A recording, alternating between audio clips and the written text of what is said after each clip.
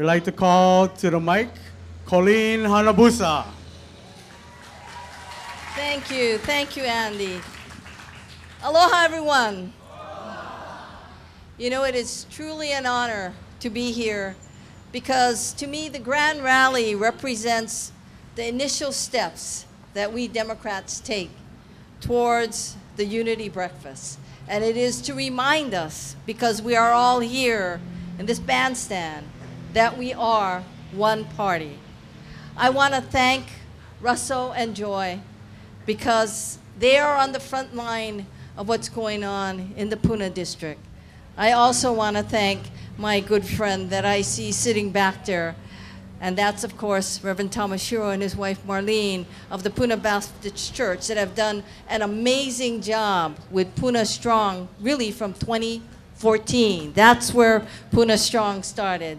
So mahalo to all of you. And for Joy and Russell, know that I'm sure no matter who gets elected, they will be standing with you for to correct what's going on in the area so that we can see our farmers back and we can see the economic engine that the National Park Service really served come back to par. We already see the impacts, and we have to stop it and reverse it as quickly as we can.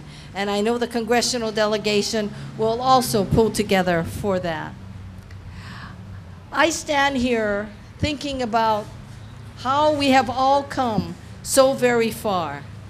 Someone reminded me the other day that in 2 years, in 2020, is when women across the nation had the right to vote. Imagine that. It's not even 100 years old yet. But think about what's going on and the women's movement and what they have represented. Think about that. If there's anything Donald Trump has done, it is to empower women. Remember, the Women's March, which happened after the inauguration on January 20th, and some banded together and called themselves J20 plus, January 20 plus. It was to say that women will no longer be held down. And think also of the movements like, for example, Me Too, and what that has represented.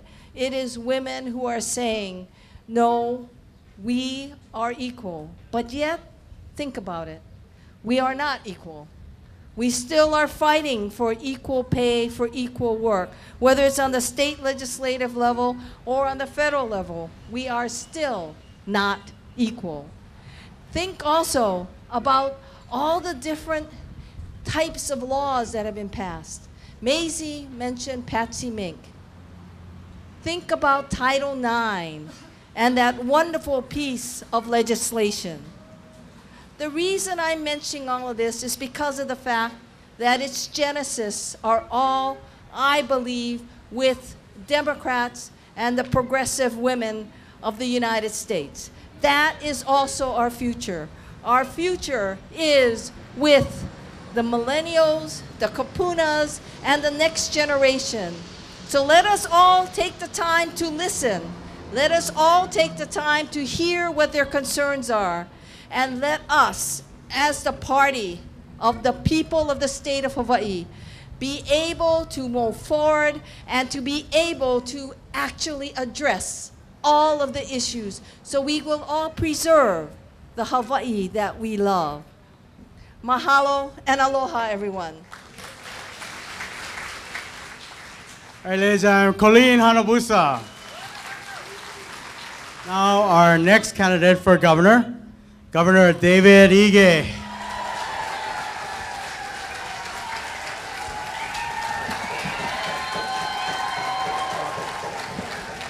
Aloha. It's great to be back in Hilo.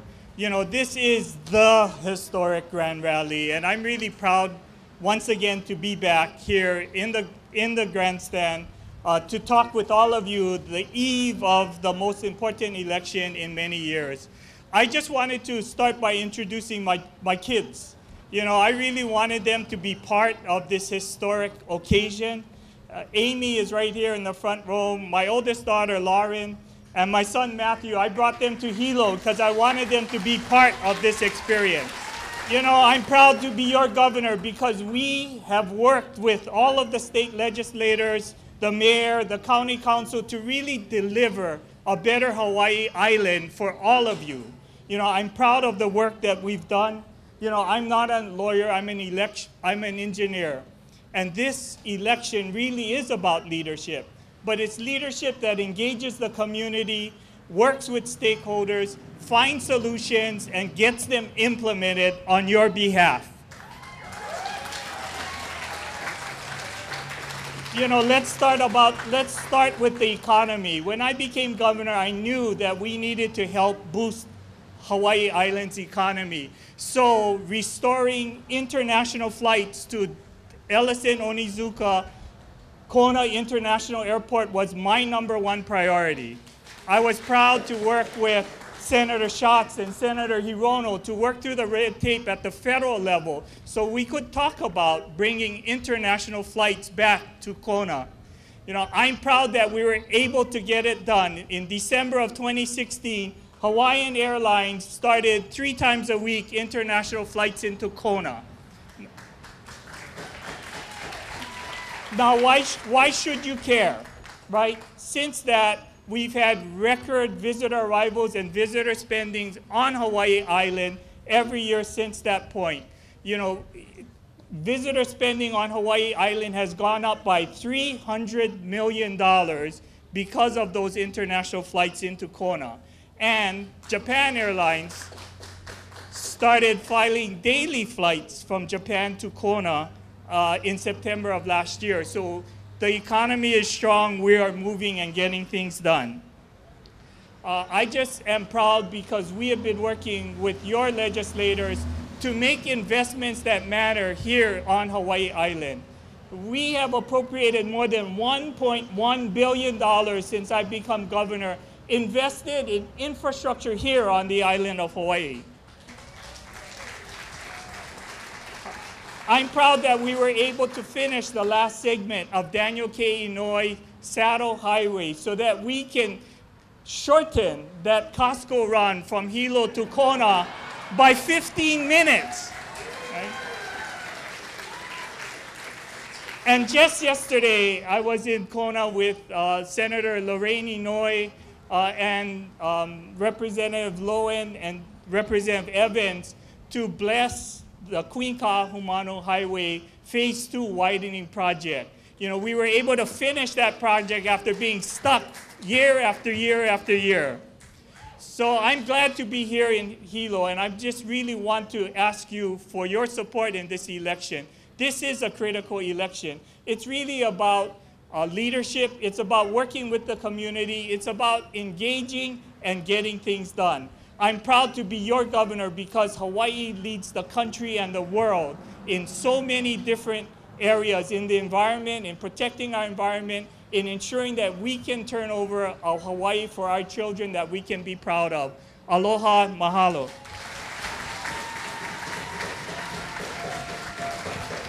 Ladies and gentlemen, David Ige. Now we'd like to call up our next candidate for governor, Wendell Kaehuaea.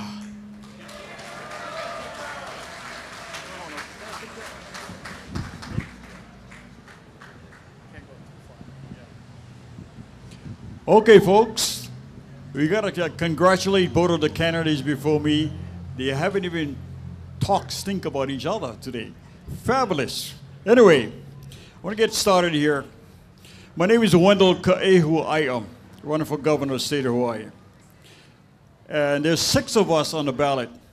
6 of us. There's more than 2 on the ballot. I'm the only native Hawaiian in the state of Hawaii running for governor. I graduated from Farrington High School on Oahu, came to the Big Island. I attended the University of Hawaii at Hilo, got 3 degrees, political science, economics, and communications. I want to thank Patty Cook in Waimea. Her committee invited every single governor, lieutenant governor from both parties, Democrat Party, Republican Party, and they made us all available and welcome in Waimea. I want to thank the Democrat Party along with Margaret and her crew putting this together. This is fabulous. I also want to thank Kili. I remember Kili was the general manager of Olelo, community television on Oahu. I worked for Naleo here, and she opened arms to us and the general manager when she was the general manager on Oahu with Olelo. And I want to say, here's the story. Mayor Bernard Akana ran 0 and 14 times before he became governor. Let you guys know, I beat that record. I'm 0 and 22. I broke his record. So it's time to make things happen. And I also want to thank Rex Matsuno. When it came to the Big Island, he hired me. I was the first native Hawaiian working in his office since he took over the company in 1967. Then from there I was the auditor and I was the work for sale. Another gentleman I want to thank is our Governor George Ariyoshi. He opened up Hawaiian homes for the new bunch of Hawaiians applied. Had a whole bunch of us from Oahu came here. I got 20 acres from Mr. Ariyoshi, and at that time we had one of the best Hawaiian homes commissioner, Billy Beamer. And I want to say one thing too. I've been on Hawaiian Homes land 38 years. 38 years. There's a lot of problems on Hawaiian Homes, Oha, and all of them. And I want to also let you know, I built 2 radio stations on this island. Kahu AM Paneava, Kahu AM Pahala, FM in Pahala. 2 radio stations, federal approved radio stations. And my last comment right now, since I got 1 minute left, I got 3 supporters, really great supporters that supported me from February. One is my girlfriend over there in the red hat, and I got 2 gentlemen, 2 Hawaiian gentlemen, Tutu Kani, old gentleman, and his son. Tutu Kani's name is God. His son's name is Jesus. Can I hear an amen? Amen. Aloha.